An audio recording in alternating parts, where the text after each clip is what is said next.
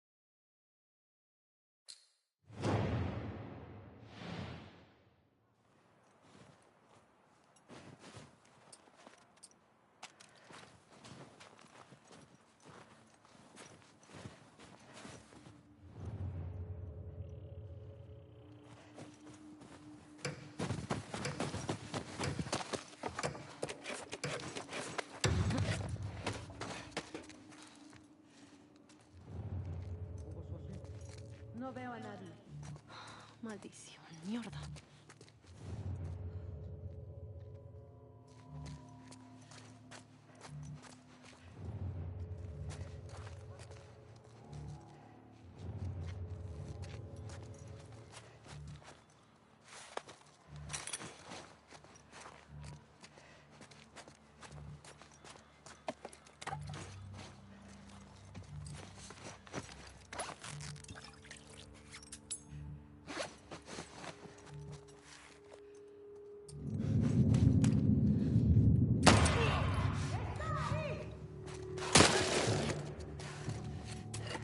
¡Adelante! ¡Diablos!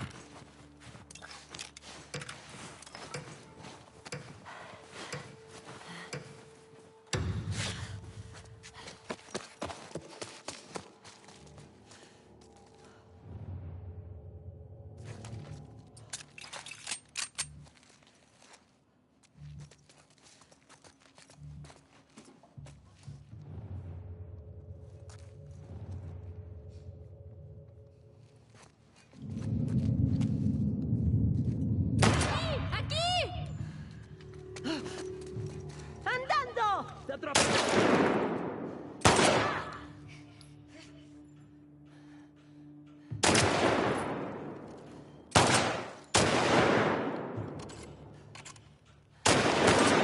¡Hay que avanzar!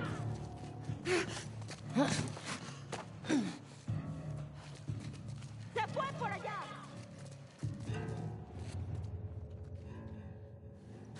¿A dónde se fue? Hay que inspeccionar todo. Hay que buscarla. Bien, bien. Oh, mire, ¡aquí dentro! ¡Sigamos así! ¡Molotov!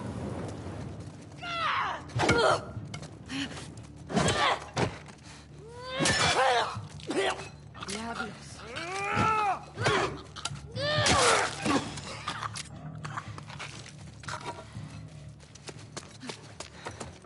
Bien. Respira.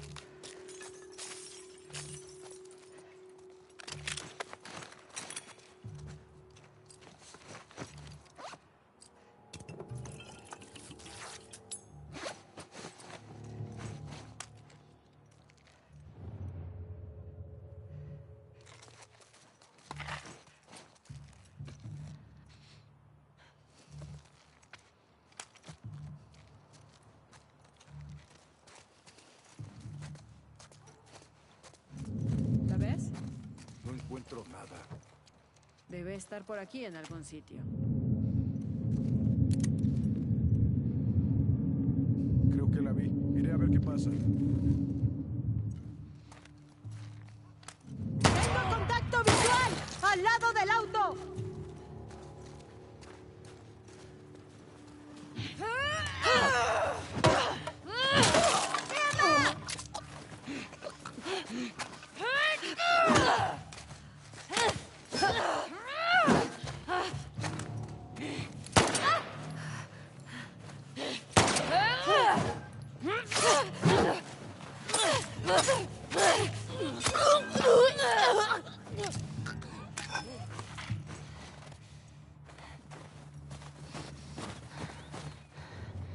Cielos.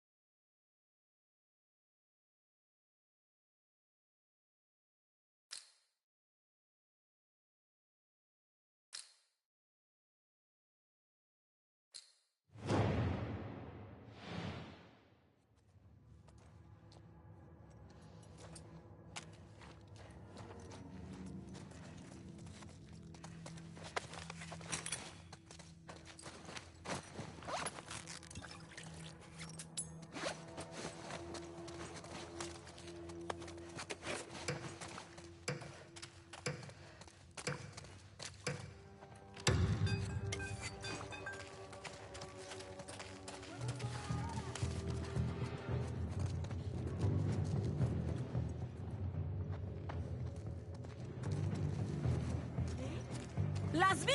¡A tu derecha!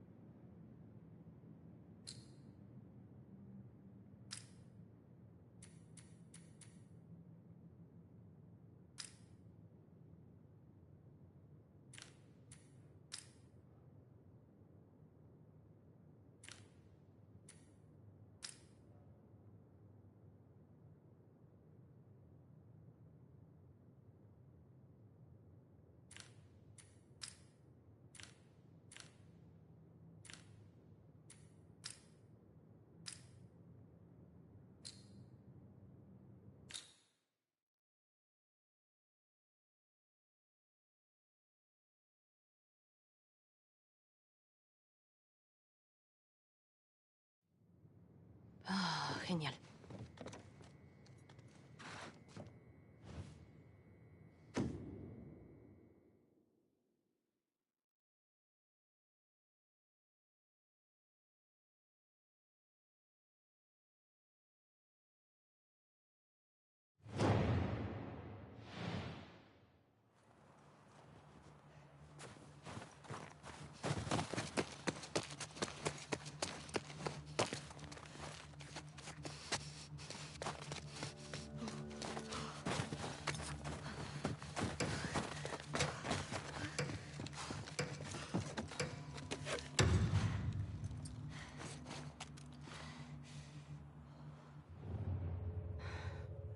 Muy bien.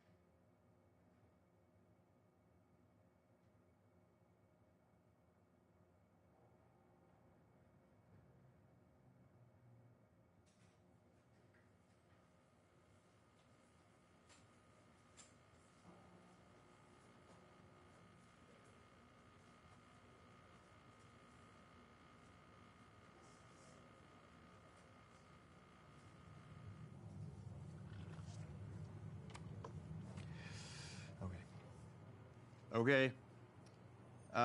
Thank you all for what is about to be a very long presentation. So Anthony and I ran some numbers, and to our best guess, The Last of Us Part 2 is 10 to 30% longer than Last of Us Part 1. However, this is the most detailed story presentation we've ever done. Like, if you think about the presentation for T1, where we kind of talk about the quarantine zone in somewhat detail, even though most of it changed, and then it's like, and here are some things that might happen with Joel and Ellie. They might go into a spore-filled subway tunnel. They might fight some cannibals. At some point, Joel will get incapacitated. And this has everything figured out, even though it might change. Every character is accounted for. Every cinematic is accounted for in this presentation, which means it's going to feel twice as long as the first game. So when you freak out, that's normal. That's part of this.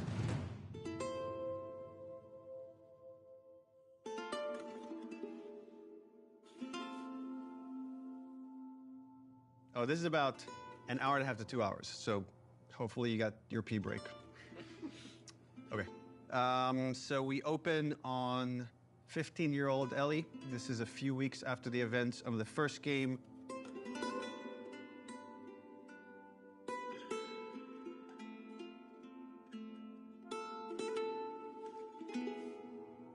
There's a doorway leading down to this basement, and Ellie sees Tommy, and he's just finished climbing out of this basement, and he's hurt bad, and he's rambling about something needing to go after these people. Ellie's trying to ask him what happened, where's Joel, and he doesn't make any sense to her, and she starts to go downstairs. Tommy grabs her hand and tries to stop her, but he's too weak. She rips her arm away, and she heads down. And with each step, her heart races faster and faster as she sees this trail of blood. She opens the door, revealing Joel's mutilated body. And then shock just sets in, and she screams and tries to grab his body, and Dina comes and rips her away, and on that cacophony of sounds, silence.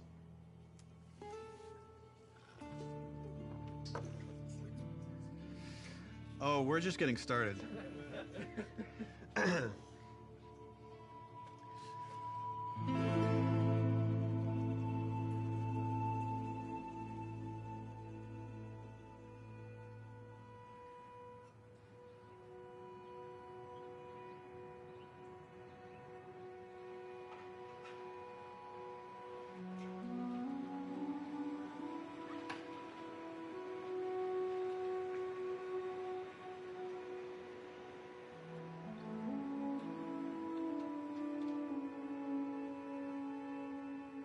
I've been working on this game since we finished... Well, really, been thinking about it since we finished The Last of Us. So many people were like, Last of Us 1 is so perfect. It should never have a sequel. They shouldn't make a sequel. They're like, oh, it wrapped up super great. But I think actually, if you look at the ending... Swear to me that everything that you've said about the Fireflies is true. Ellie is accepting a lie. I swear. Okay. She has a very good bullshit detector. She knows something doesn't feel right, but I think is too scared at that point to ask. How long can you really live with accepting a lie like that? The Last of Us feels like an origin story for this survivor in this post-apocalyptic world. Seeing like how Ellie has become such a strong, unique character, it really felt like, you know, if we were to do a sequel, it'd be a shame for it not to focus on her. Move the fuck out of the way. Yeah, once we're done with this whole thing, I'm gonna teach you how to play guitar. Yeah, I reckon you'd really like that. What do you say, huh? Joel, he's gonna teach Ellie to play guitar. That always felt like that's just this like unanswered promise that like was kind of lingering at the end of the first game. We did this thing called One Night Live, where we had the actors come on stage and reenact certain scenes. Say we get you to the Fireflies. What happens next? Marlene, she said that they have their own little quarantine zone, and that doctors are still trying to find a cure. I wrote this new scene that takes place after the ending of The Last of Us, but it was only shown to people in the audience. Like, we cut off the stream right before we showed them the scene. If I ever were to lose you, I'd surely lose myself. Try and sometimes you'll succeed to make this man of me. Our future days of you and me.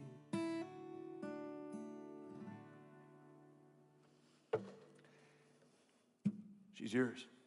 No, I don't know the first thing about this. Hey, I promised you I'd teach you how to play. That scene ends with Ellie holding the guitar and playing one note. And that image was so strong in my mind that I'm sure that kind of trickled into this idea of this trailer. So I started working on some concept art, kept fleshing out the story. And as it felt like it was kind of gaining momentum, Uncharted 4 needed all hands on deck. Naughty Dog had always made one game, and as soon as it finishes one game, it works on another. When I started on Uncharted 3, we were starting to experiment then with trying to do 2 teams. After we finished Uncharted 3, I jumped onto Uncharted 4. At some point in time, Uncharted 4 was coming down to the wire, and it's just, we had to shift resources, and pretty much everyone just ended up on Uncharted, trying to finish it up. So I said, okay, before I come on like in full force on Uncharted 4, I just want to capture this trailer.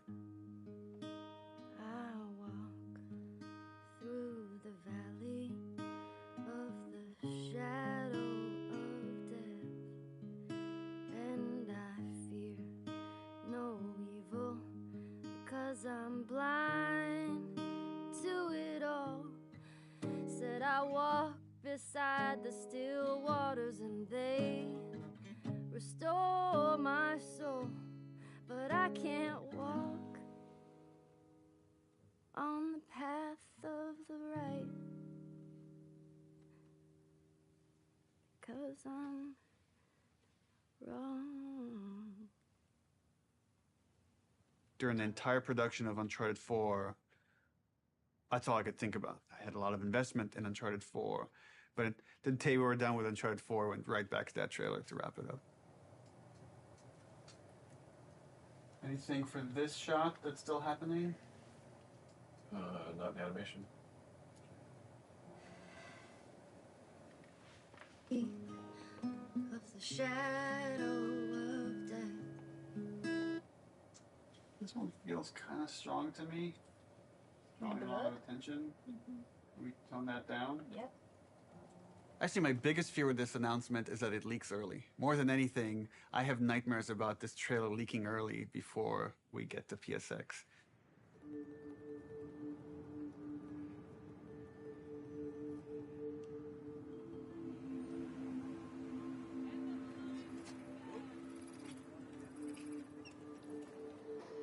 If we're gonna surprise people, PSX, the PlayStation Experience, hasn't set itself up yet as a place where big titles get revealed. That's E3.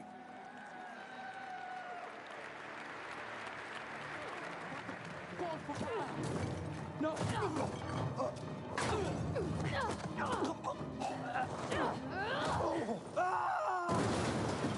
We're revealing the Uncharted single-player content at the opening of the show. You're late.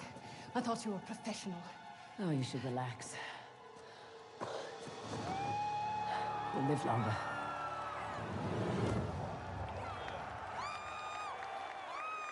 No one's going to expect a second Naughty Dog title to be revealed in the same press conference. Please welcome to the stage, Sean Layden. There's one more special unveil we have for you tonight. Please enjoy. When we first revealed The Last of Us, the Naughty Dog logo came up and the crowd erupted, and it was such a high that that's almost been like chasing the dragon, like wanting to recapture that feeling. Oh my God. Why does this look like the Last of Us, dude?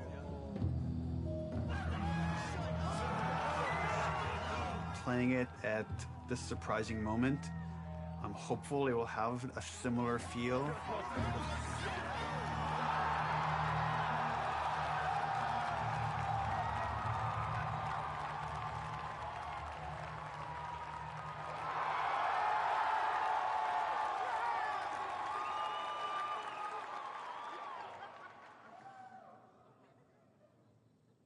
What are you doing, kiddo?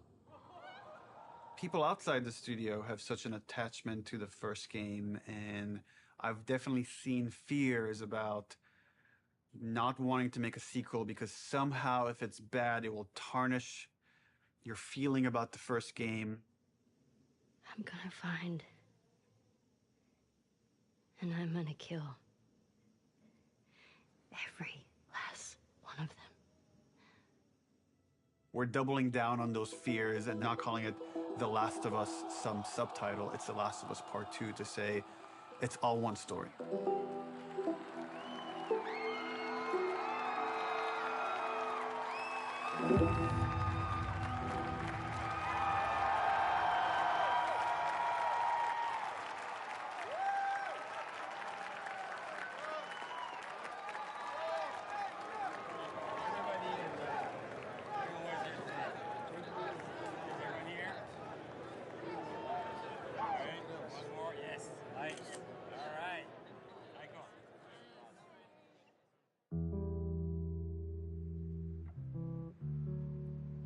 The concept for the sequel had to feel compelling enough, have enough weight that felt like, okay, this is an experience worth creating, worth spending the next 3 years on. I became really intrigued with the idea of the cycle of violence and how, like, certain events would trigger acts of violence that then would beget more acts of violence. It's almost never satisfying. It never brings the person you love back. And despite you thinking it's going to bring some closure, it doesn't. We just need more empathy. Wouldn't it be awesome if we could create an experience that lets you safely explore those feelings? With that theme, all of a sudden everything fell into place and this outline emerged. The whole catalyst for what starts the second game is Joel killing the doctor.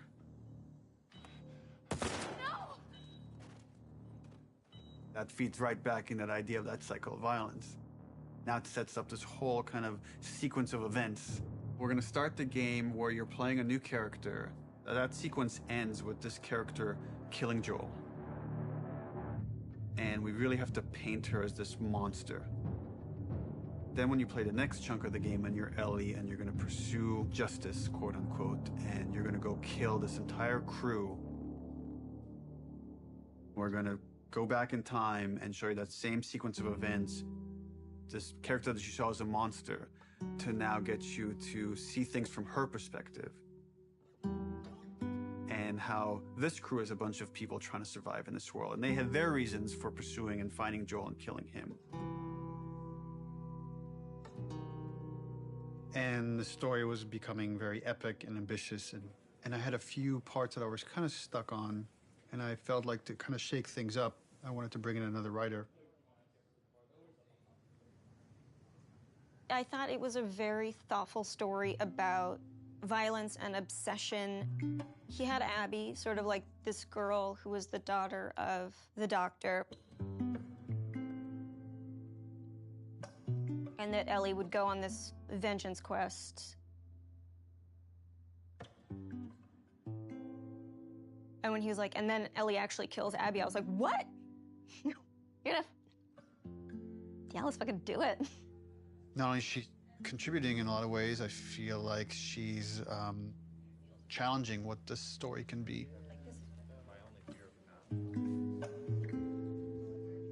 She's wanted to add more romantic intimacy between the characters. Those are areas that I've been, I don't know, more uncomfortable writing that stuff. After the first day, she was telling me that she went home and told her husband that, I think I just got Ellie's girlfriend pregnant. Because that was her big idea the first day, and that had this trickle-on effect and actually added a lot to the story. Ellie is this very relatable character. I thought she was a perfect vehicle to challenge this notion that violence doesn't have a cost, because it does have a cost in reality. It's going to ruin this girl.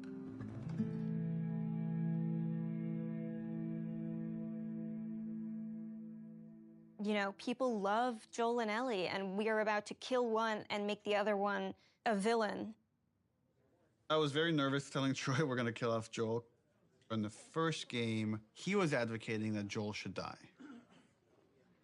When I read the ending to part 1, I was like, you're gonna piss a lot of people off. Let me go. Marlene is the closest thing to a parent that Ellie has had outside of Joel. You just come after her. A lot of people got hurt, and Marlene would be one of those people. Joel has crossed these moral lines, and therefore he deserves to die, and he thought it might be a more dramatic ending. And I was like, no, you're crazy. Like, but then in the second game, that's why I was like, oh, he would take it pretty easily. He goes, so Joel dies. And he's like, and so this happens, and then and I literally had to stop. I was like, can you give me just a second? Because it literally was as if someone was telling me about how my friend had just died. I think he kind of took it hard. It was like the character meant so much to him.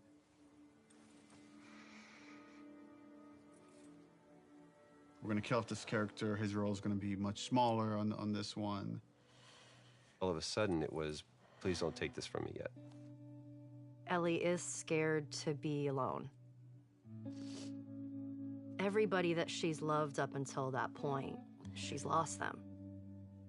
It's hard to imagine the story without Joel dying. Like, you feel that hate, Ellie feels that hate. You're one-to-one, you're on the stick, and that informs the rest of the story. This way, come on!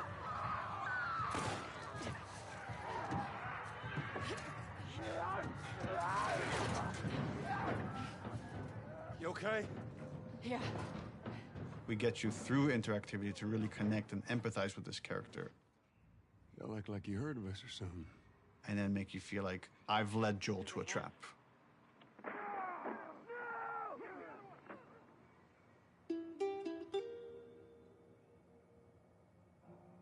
When we started out making Last of Us Part 2, Neil actually wanted to be very ambitious about changing the game almost entirely. In the first, 4 or 5 months, the game was actually kind of an open world, inspired by Bloodborne.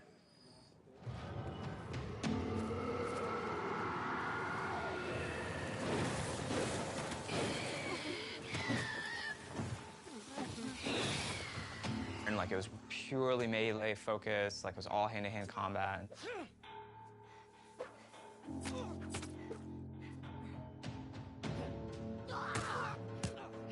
It wasn't just the melee combat, we were also looking at sort of layout structure.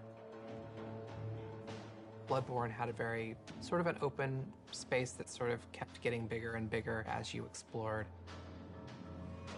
I really like that feeling that you get of mastery over the world.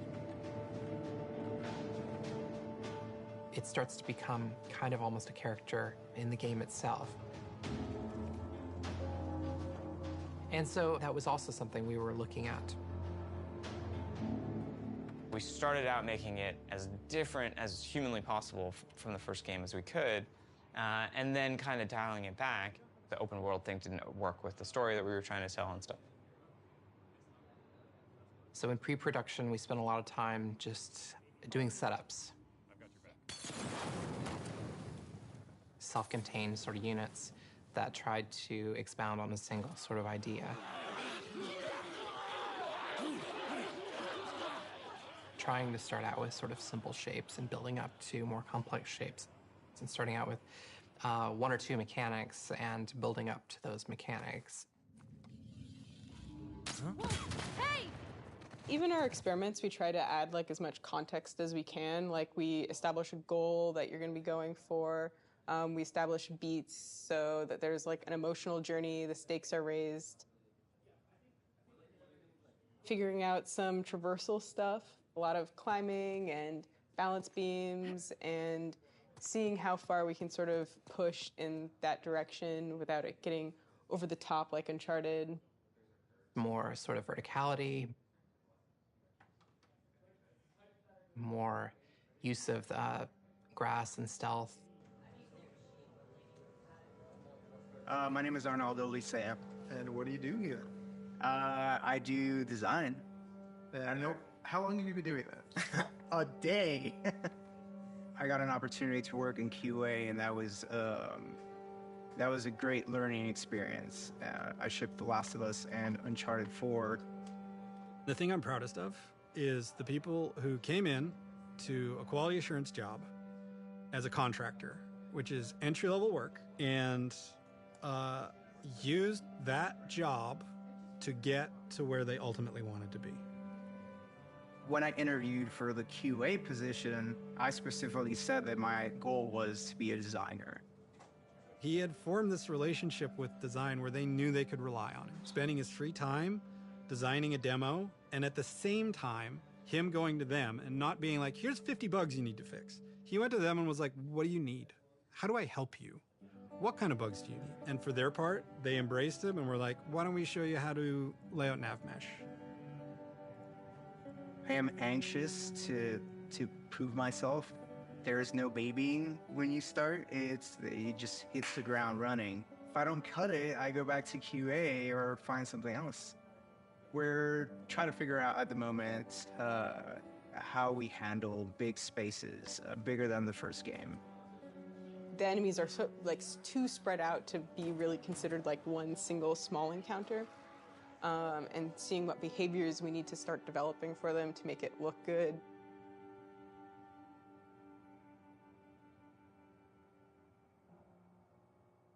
The opening of Seattle, that whole section was pretty slow and quite linear in the level design. Let's assume that there's guys in this building, someone's starting to shoot at me from the second floor. So, okay, if I'm on the horse and I'm getting shot at, I can't take cover with the horse, so probably first thing I'm going to do is jump off. And that's slow and clumsy, and maybe we can make that faster. It's like, but once I jump off, I'm going to want to take cover behind something. It's like, okay, I'm taking cover. Now what the fuck do I do with this horse? I assume the enemies are going to shoot at it. If they don't, that's kind of weird. Does Dina ride off with the horse to help it stay safe? Well, that sucks because I'm trying to build a relationship with Dina, and if my partner leaves me, that makes me like her less. I'm like, okay, so Dina has to get off the horse and take cover with me and help me engage with the enemies. Okay, but the horse is still there, so what happens with this horse? Does it ride off on its own in order to like protect itself and then come back after? That feels too intelligent for a horse. That seems a little funny. As soon as there's range combat, the horse kind of makes it fall apart. What if we did this whole sequence on foot? How do I approach this building? Imagine this is more dense with cars and ferns and interesting ways for me to close this distance. Maybe when I get close enough, 2 militia guys come out. I have this little firefight with this front before I could rush forward and go into this building, climb up, and take out the sharpshooter that was harassing me. Really simple, small fight. Now there's tension. Guys can come from anywhere, like from this rooftop, from these windows. And that really inspired us to take some pretty drastic changes as far as the flow, inserting more combat, opening up the layout to give the player more options as far as how they explore the city. You can imagine this as being kind of the hub with it poking into streets, and I could go into the streets and explore and find those locations, what we're kind of calling dungeons. So that's the plan. Some of these changes are big, but it got us excited. This feels like a true evolution of T1 as far as going more systemic and giving you options. If there's concern, it's about scale, it's about scope, it's about can we actually build this thing? The scope is always bigger than the last game. It always has been. It always will be, probably. But this scope on this game is something pretty extraordinary. Everyone seems to agree that the thing we're building is going to be cool. Once it's done, it's just that it's such a big game. Our games have become more and more ambitious, and the studio has gotten a lot bigger. When I started here, we were 40 people. Now we're over 300. You can't handle that many people with a flat hierarchy. As we grew, we've had to introduce new titles just to control management, control communication, make sure things don't fall through the cracks. We have no producers at Naughty Dog. There's so many talented people here that you can rely on and lean on. It makes the game better. And that's really kind of the secret sauce of Naughty Dog, is how collaborative it is. You find the right people who really want to do the best they can possibly do, and then you kind of give them the resources to try. you're getting what you asked for as a creative person, right? You're kind of getting the freedom to go as far as you can go, but sometimes I think we need to be safe from ourselves a little bit. With The Last of Us 2, there's a real sense of opportunity. This is going to be a much cleaner production than we've done in the past. We're going to get it right this time. This is the first project that has had the proper pre-production period where we have locked down, for the most part, the story beginning, middle, and end before we started production. That hasn't happened. I don't know if that has ever happened, now that I think about it. It's a very, very messy process, which is, again, why it's a lot of times really difficult to schedule. I think right now we are planning on springtime of 2018. So when springtime of 2018 comes around, The Last of Us 2 isn't in stores, you can look back at this and say, well, I guess their plan wasn't exactly set in stone.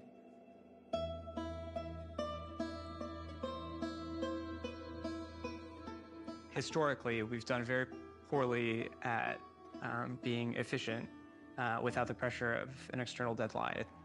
Every time we have some showing of our games, if it's going to be seen publicly, it's got to be one of the best looking playing things in the industry. For example, the first trailer was coming online, and that forced us to define the look of our game, define the location of where the game takes place, define Ellie's look and her age and her hair and her outfit. We're forced to make those choices. We can't just keep iterating because there's a deadline.